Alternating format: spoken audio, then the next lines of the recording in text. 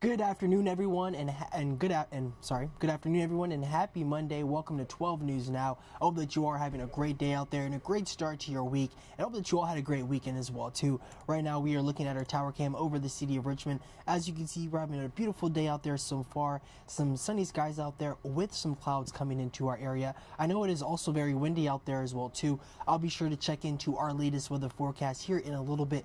First, I do want to go ahead and get into some news that you all need to know this afternoon. A police pursuit prompts a brief lockdown at Lucille Brown Middle School in Richmond. Police telling us the chase started outside the city and ended not too far from the school. Officers used some kind of loud device to stop the pursuit. They did not clarify whether it was a flashbang. Since it sounded like a gunshot, the school was placed on lockdown as a precaution until staff could figure out what was happening. The lockdown was quickly lifted, and police say at no time were students in danger. And 9 Mile and Laburnum Avenue are back open in Henrico after a school bus crash. No children were on board when it collided with a minivan a little after 7 this morning. The minivan's driver and a child passenger suffered minor injuries, and police are still investigating who was at fault. An investigation is ongoing after a man falls 40 feet down a manhole in Manchester. This happened at the old Southern States Towers on Manchester Road just before 5 this morning. It took crews a little while to find him because he was inside the fence building alone. They had to get on the phone with him to locate him deep within the building. Crews used a rope to pull him out, and they say the man appears to have only suffered minor injuries. Investigators are not yet sure how the man got into the building, as it is an active construction site. No word on whether the man will be charged. And back over in Henrico, a driver is in custody after an overnight hit and run leaves a pedestrian hurt. It happened at Staples Mills Road and Brimner Boulevard around 2 this morning. The pedestrian was taken to a hospital with life-threatening injuries. Police say the driver was nowhere to be found, though they say they found him a short time later. No word on charges, and the driver's name has also not been released.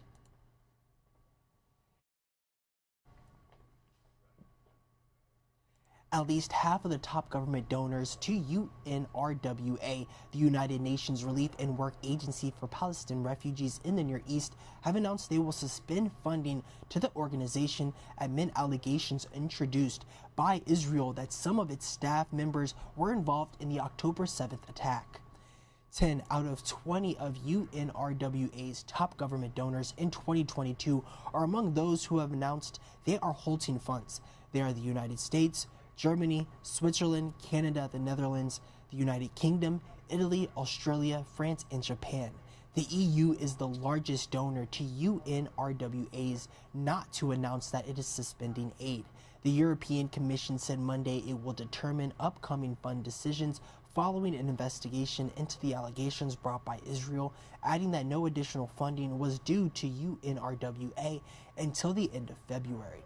4 out of 20 top UNRWA donors, Norway, Saudi Arabia, Turkey, and Spain, announced they are continuing payments to the agency. Sweden, Denmark, Belgium, Kuwait, and Qatar are the remaining 5 out of the list of the 20 largest donors to the organization, but have not announced whether they are halting or continuing their funding.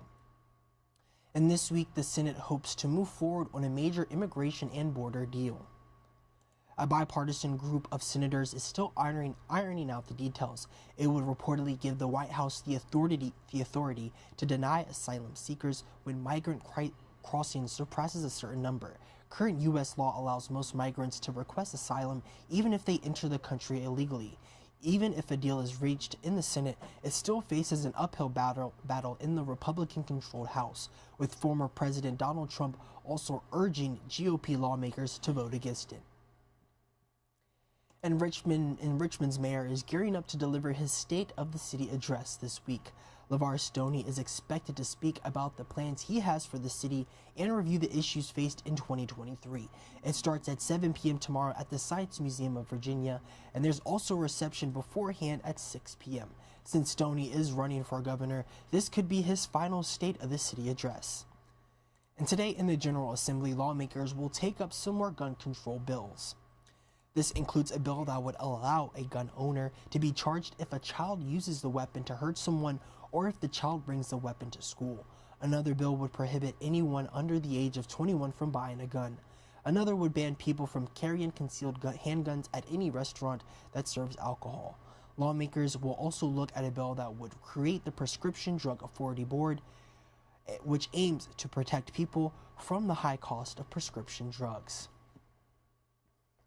Alrighty, that concludes all the news that you all need to know this afternoon. Thank you all again for joining me. I want to say good afternoon to everybody viewing on our Facebook stream, everybody on our YouTube stream, and everybody on our Instagram stream as well too. I hope that you are having a great day out there, and I do want to go ahead and take a look at a current weather forecast. Right now we're looking at our tower cam over the city of Richmond, and we are seeing some sunny skies out there today, but I know that we are going to be seeing some cloudy skies by midday. It is going to be breezy out there with some wind gusts ranging all the way up to 30 miles per hour. Highs are going to be in the upper 40s today, and then tomorrow we are seeing some mostly sunny skies. Lows are going to be in the near 30s, and highs are going to be in the upper 40s.